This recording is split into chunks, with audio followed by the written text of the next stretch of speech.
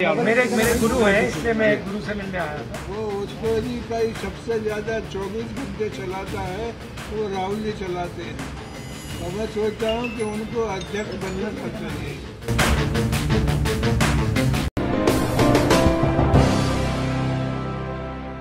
क्या बातचीत हुई? मेरे गुरु हैं, इसलिए मैं गुरु से मिलने आया था।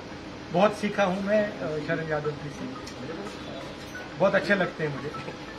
आज राहुल जी आए हैं यहाँ, तो मुझे बहुत ही अपार हर्ष हो रहा। और कई तरह की कठिनाई थी, वो मैंने भी उनको बताई। और दूसरी देर है कि देश के मामले में मैंने चिंता की, और हम लोगों ने मैंने उनको बताया कि जो है वो वीकर सेक्शन जो है उसको पकड़ना जरूरी है, और उसमें कोई सब लोग जो मिला। और मैं सोचता हूँ उनको मैं सीख नहीं दे सकता। इतना ही सुझाव मैंने दिया कि जो कमजोर तबके के लोग हैं, जो कांग्रेस के पास थे, वो फिर से उन्हीं में काम करके लाया जा सकता है। और मैं कहूँगा कि वो काम जो है वो दिल से राहुल जी कर सकते हैं। इन वर्गों के लिए दिल से, जैसे मान लो मेरे लिए इतनी ममता इनको है कि कोई नेता देश में नहीं है जिसको इतना मोहब्बत मेरे प्रति है। शरद जी, एक सवाल है। राहुल जी ने कहा आप उनके राजनीतिक गुरु हैं, काफी कुछ सीखा है। आप चाहेंगे कि राहुल जी अब कांग्रेस की बागडोर संभालने, अध्यक्ष पद संभाले? आप उनके गुरु भी हैं, तो टिप तो दे ही रहे होंगे। और अब वक्त आ गया कि राहुल जी को फ्रंट से आके लीड करना चाहिए कांग्रेस पार्टी का। क्यों नहीं? यानी कांग्रेस पार्टी जो है वो उसको जी का ही सबसे ज्यादा 24 घंटे चलाता है, तो वो राहुल जी चलाते हैं। और मैं सोचता हूँ कि उनको अध्यक्ष बनना चाहिए, अध्यक्ष बनाना चाहिए कांग्रेस पार्टी को, तभी बड़ा काम होगा।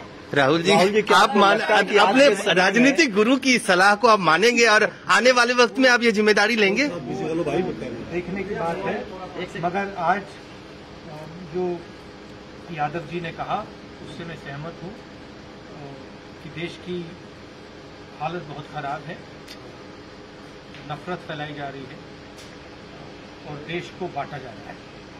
और ये हम सबके सामने ये लाए, देश को हमें एक साथ लाना है।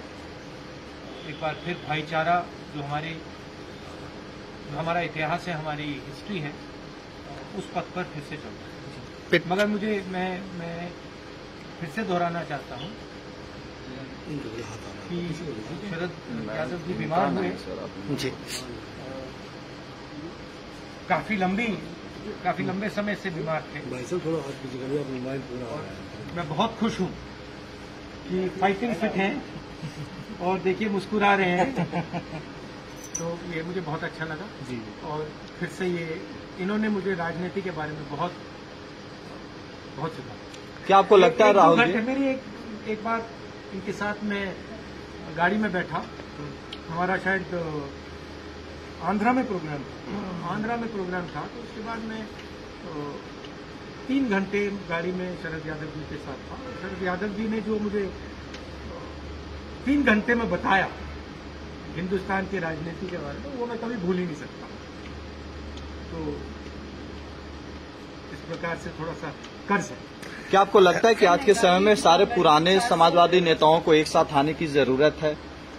महंगाई बहुत बढ़ गई, 400 रुपए के ऊपर नींबू का रेट है, वेजिटेबल सारी 100 रुपए के ऊपर है। लोग सोचते हैं कि इकोनॉमी जो होती है, महंगाई जो होती है, वो समाज की कंडीशन से अलग होती है।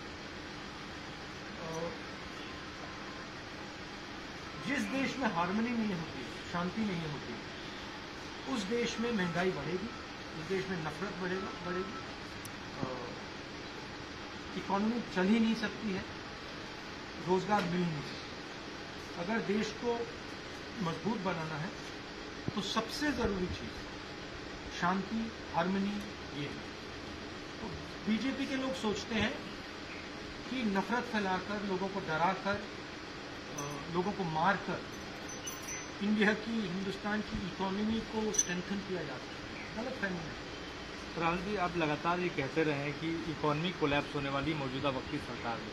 अभी ये खबर प्रधानमंत्री नरेंद्र मोदी की बैठक से बाहर निकली है कि जो हालात मौजूदा वक्त में देश के हैं वो हालात श्रीलंका जैसे होते जा रहे हैं, यानी श्रीलंका में मैं आपको ये बता देता हूँ, आप हिंदुस्तान की जो आर्थिक सिचुएशन है, रोजगार की सिचुएशन है, उसको आप अभी इमेजिन ही नहीं कर सकते। जो आने वाला है वो आपने अपनी पूरी जिंदगी में नहीं देखा है, क्योंकि इस देश का जो रोजगार का स्ट्रक्चर है, जो रीढ़ की हड्डी है, वो टूट गई। जो स्मॉल एंड मीडियम बिजनेस हैं, छोटे दुकान चलाते हैं, इनफॉर्मल सेक्टर जो था, ये हमारी रीढ़ की हड्डी है। बड़े बड़े इकोनॉमिस्ट सोचते हैं, ब्यूरोक्रेट सोचते हैं कि इसका कोई मतलब ही नहीं।